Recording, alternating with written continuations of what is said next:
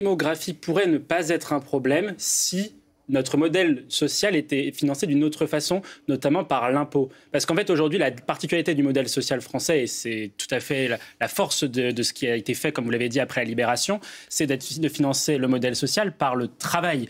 Or, aujourd'hui, il y a d'autres modèles qui peuvent marcher, c'est-à-dire par les impôts. C'est ce que font d'ailleurs les pays, notamment scandinaves, où c'est l'impôt. Et d'ailleurs, de plus en plus, le modèle français a été réformé à plusieurs reprises pour que dans les recettes ne figurent plus seulement des recettes liées aux cotisations des travailleurs et aux charges patronales, mais également à l'impôt, la CSG. La CRDS, contribution sur le remboursement de la dette sociale, faite par Jacques Chirac, lorsque le trou de la Sécu, qui était déjà constaté dans les années 90, avait été justement tenté d'être réformé. Vous avez aussi la TVA sociale, ce qu'avait essayé de faire Nicolas Sarkozy. Donc c'est essayer de trouver d'autres manières de financer un modèle social qui est en difficulté. Et pourquoi le modèle social est en difficulté? Pour 3 raisons, vous l'avez dit. La première, c'est ce que disait Pierre Rosanvallon, c'est les 3 crises du modèle de modèle social, du modèle d'État-providence. La première, c'est une crise de financement. C'est-à-dire qu'aujourd'hui, dans notre modèle, la dette finance de plus en plus du social, avec un chiffre qui est très clair, c'est que quand vous regardez la dette qui a été faite sous Emmanuel Macron, les 1000 milliards d'euros de dette, 450 milliards viennent des retraites. Donc c'est-à-dire qu'aujourd'hui, la dette permet de financer du social. Et le soutien en Covid qui était aussi une forme de... Et en plus, le soutien en Covid qui effectivement... Le fameux quoi qu'il en coûte. Le deuxième point... Permettez-moi juste d'intervenir. Sur la dette, il y a 2 visions, hein. On s'endettait pour pouvoir produire et injecter de la valeur. C'est important, vous voyez, il y a les 2 pans. Mais je vous laisse continuer. Et c'est ça, oui, la dette, il y a la bonne dette, il y a toujours la bonne dette et la mauvaise dette. La bonne dette, c'est ce qui permet de financer les investissements futurs, ou c'est ce qui permet de financer des investissements rentables, qui permettent de générer de l'argent. La difficulté, c'est que le modèle social, par définition, c'est du fonctionnement. Ce n'est pas de l'investissement. Donc c'est ça aujourd'hui le problème. Et puis ensuite, après les 2 crises du modèle, et puis je terminerai très rapidement, le modèle français social est une crise d'efficacité, c'est-à-dire que vous dépensez plus en pourcentage de PIB aujourd'hui qu'en 1980, par exemple, mais vous avez plus de pauvres. C'est-à-dire qu'aujourd'hui, vous dépensez 33% dans les dépenses sociales et vous avez pourtant 9 millions de pauvres. Donc, c'est-à-dire qu'il y a un problème d'efficacité. Augmentation de la précarité. Et puis ensuite, après, il y a une question de légitimité. Et ça, je pense que ça va être le prochain rapport. C'est qui contribue au modèle social et qui en reçoit. Et le problème, c'est qu'aujourd'hui, de plus en plus de gens qui y contribuent ne reçoivent plus assez du modèle social. Catherine Tricot, rapidement. Est-ce qu'aujourd'hui, on n'a pas une stabilité nécessaire pour l'investissement dans le pays ?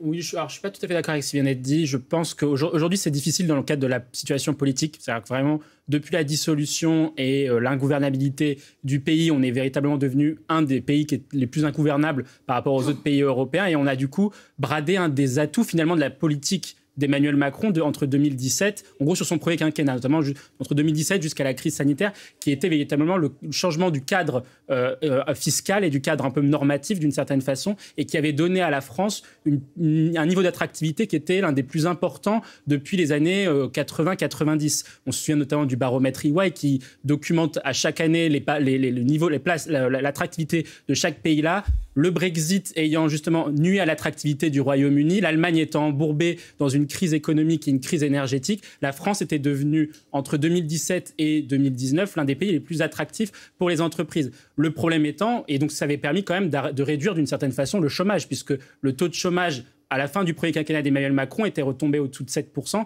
un chiffre qu'il n'avait pas atteint depuis, on va dire, les années Jospin. Et donc, c'est aujourd'hui... Je vois vous faites bouillir Catherine Tricot. Mais c'est factuel. Je vous le glisse. Tout ce que je dis est factuel. La production industrielle est en dessous de 10%. Alors, je ne sais pas ce que vous me racontez. Mais tout n'était pas merveilleux, mais... Non, mais...